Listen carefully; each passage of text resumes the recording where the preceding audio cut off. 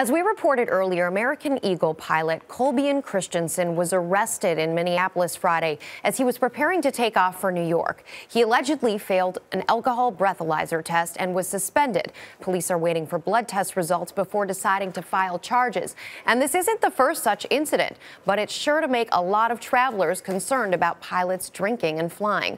Joining us now is Mark Rosenker, the former chairman of the National Transportation Safety Board. It's so nice to have you with us, Mark. Good to be with the both of you. On a story like this, people ask themselves, how can this happen? How is this possible? Unfortunately, there are no silver bullets. There are no fail-safe systems that are going to be able to predict when you have an individual who has an addictive personality, who has a personality that might abuse drugs or alcohol. It would be nice to have such a test, but unfortunately, we don't have anything with that. Mark, what types of tests are there now, or precautions in place to keep something like this from happening? Aviation is an extremely regulated industry, tremendous oversight. Pilots, for example, have to have strenuous training, stringent training. They must go through aviation physicals. They take a pre-employment drug tests, pre-employment alcohol tests. They have, while they're on the job, random tests. If, in fact, anybody suspects anything, they must take a test. This is an extremely rare occurrence, but even with that said, we have to be looking at that very seriously to make sure not even one person gets into the cockpit. It's an important point that you make. These incidents, we've heard a little bit more about things like this happening. Of course, you mentioned they are few and far between, but they happen. Has things changed? Have things changed at all in terms of how the regulations are responsive to this? Actually, a number of years ago, the FAA changed its blood alcohol content level from 0.08, which is what we see on our highways, to 0.04. Now, that's half the amount of blood alcohol.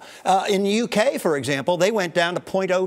Really? Maybe we need to be looking to see where, in fact, if we may want to change those rules right now. But with that said, again, these are extremely rare occurrences. Were you surprised that this pilot wasn't noticed before? Interesting. It is a surprising occurrence because of what we call crew resource management techniques. And that's where everyone is really contributing to the flight itself. Everyone is looking at each other for performances. And in this particular case, one would have thought if this is an individual who had suffered from either alcoholism or shown up in the cockpit looking like he may have be under the influence, one would have thought he might have been caught before.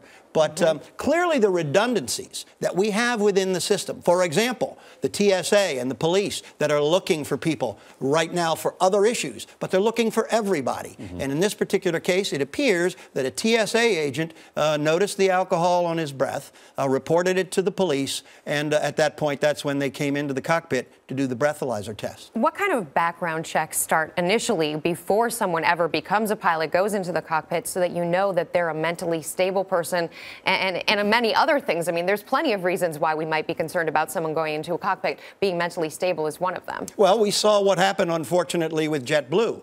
This, again, extraordinary situation. But we saw how the system worked. We saw how the first officer recognized the unusual behavior of the captain and was able to get him off the flight deck before he was able to do any damage. But these people go through very, very stringent background investigations. They have tremendous amounts of training, and as I said earlier, they go through medical physicals not only once a year, but depending upon your age, many times twice a year. Mark Rosenker, thanks for joining us. Happy New Year to you. Same to the both of you.